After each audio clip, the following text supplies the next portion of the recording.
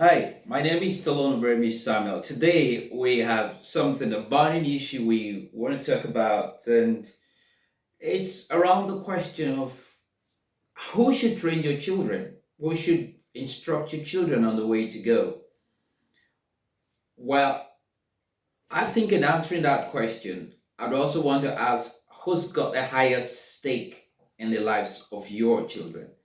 I'm talking about, yes, when we talk about the family today in the world, a lot has happened and there has been this diverse definition of what a family is, kinds of families, types of families, name it. The same thing, every many other things in the world today, it's kind of complicated with different definitions, and I don't want to go into those complications. But let's talk about children. We talk about a world today where children, there are laws, there are regulations protecting the rights of children, which I totally agree. But the question we also want to ask ourselves is to what extent, to what point? So, your child or our children go to school, what is the standard that is used to teach them? And who is the person that instructs them with regards to morality and with regards to what's acceptable and what is not acceptable? What guidelines is that person using in class? Okay, what are the values, personal values of the person, and all of that? When you consider all of that, you would find that there is so much that parents would need to grapple with. So much to grapple with. We live in a world where children are made to understand, look, you've got your rights, you can do whatever you want to do. When it comes to things about emotions and all of that, they tell them, follow your heart. Like, most adults are also told, follow your heart, which is, I don't have issues with following your heart. The question is then, what is your heart made? What is your heart made up of? How has your heart been trained? Because your heart is more like a compass. If it's broken, if you're traveling somewhere and you're traveling with a broken compass, where do you think you're going to land? So what is your heart like? There's a saying that the heart is treacherous. You cannot trust the heart. The imperfect heart is treacherous. It cannot be trusted. Okay, so, and then people say, follow your heart. It's just kind of complicated. And each time I think about this, each time I engage in conversations, debates about who does what and with regards to children, it's not a very easy conversation. So I'm just sharing, this is my opinion. I'm saying that no matter the school that your children attend, no matter where they go to, who talks to them and whatever, you've got the biggest stake. I think so. That's my opinion. Except the parent is not a responsible parent. Like some people will argue that giving birth to a child makes you the child's father and not necessarily the parent. But that's another argument somewhere. A parenthood has to do with physical provision, spiritual provision, emotional, mental stability, providing all of that for the child. So the fact that you impregnate a woman and she gives birth to a child does not necessarily make you, you're just a father. But when it comes to parenting, there's a whole lot more. I'm talking about those who take parenting seriously. I think parents have the highest stake. And so you're in a place where the school allows children to wear whatever they love to wear. The next thing you want to ask yourself is, how do you want to see your child appear?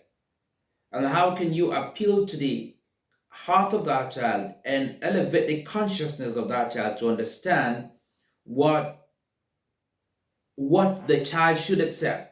How can you elevate the child's consciousness to understand that yes, you can tolerate, there's nothing bad with tolerance, but that there's a boundary, and that boundary is called decency.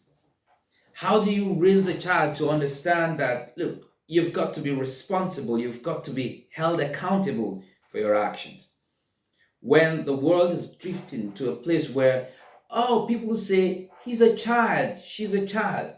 I usually ask my children when they say, oh, dad, just allow us, we just want to sleep, we want to watch TV, we want to, and I ask them, is there a particular time when people learn how to be responsible adults? Is there a time in life when you say, okay, this is the time I might be ignorant and I'm willing to learn? Is there a time when you say, from this time to this time, you learn to become an adult? Or is it a step by step, nurturing and culturing over time, while you give reasonable, I believe in giving reasonable allowance to kids to grow, to try things out, to try things out, to experiment, and to learn from their experiences. But here's the thing about experiences. I'll come to experimentation and allowing children to try things. Here's the thing about experiences. It is good. People say experience is the best teacher, but that can be argued. Well, experience can be the best teacher when maybe it's not your experience. When experience has to do with self-indulgence, you have to be involved. It's a personal experience.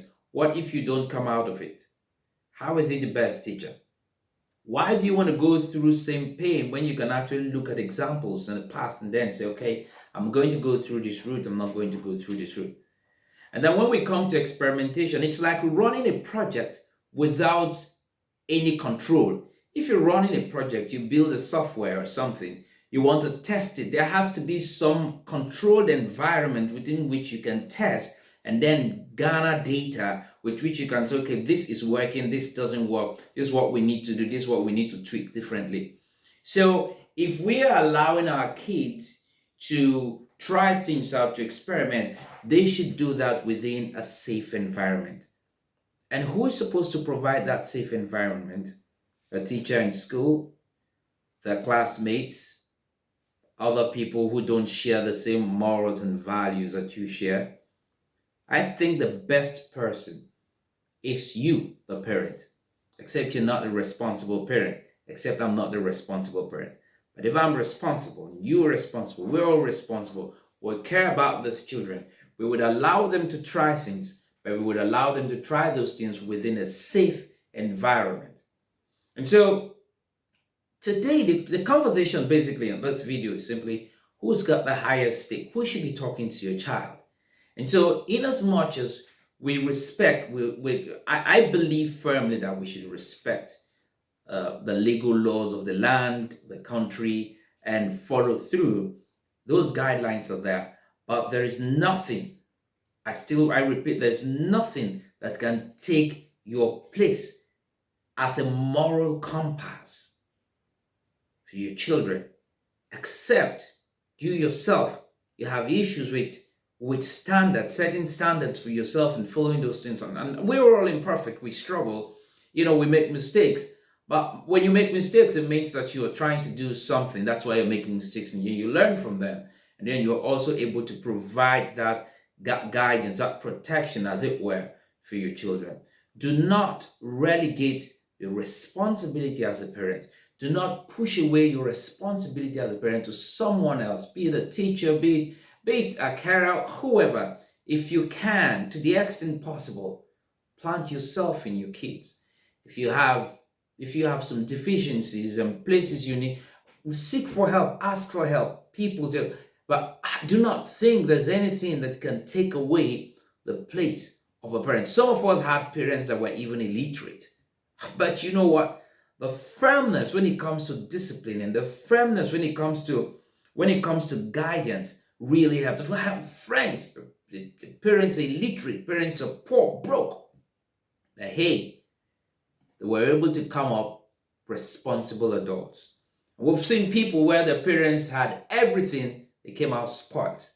Remember, I was talking to a friend recently, and she said she's taking a break. She's a coach. She said she's taking a break from coaching. She wants to concentrate on her children. She said something very instructive. She said she's not going to spend her time fixing broken people that their parents failed to take care of at the detriment of her children. So she understood that in as much as she wants to help them, she's got a primary responsibility, and that's her kids. I hope this moves you to reevaluate. I don't know if it's work, business, anything that's taking your time and it's taking you away from your kids. It's taking you away from planting yourself, learning how to imbibe in them those strong moral values that will make them become responsible adults and benefit the society and people around them. If that's what you're doing, maybe you need to reevaluate and say, hey, wait a minute, what am I working for? Why am I doing everything that I'm doing if I end up losing these kids?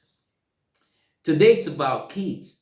It has nothing to do with, we're not, it has nothing to do with, I mean, we're not kicking against those who are not, who don't have kids, or who are not parents, or who decide to say, okay, I don't want to have kids. I mean, everybody's got the decision to make. Respect that. Kudos to everyone, whatever you decide in life. But if you've decided you're going to raise children, you're going to bring children into the world, boy, it requires some work and effort. But you do the right thing, there are no guarantees, but you will have a peace of mind that you did your best.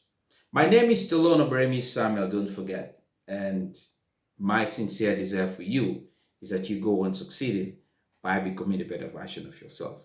And bye for now.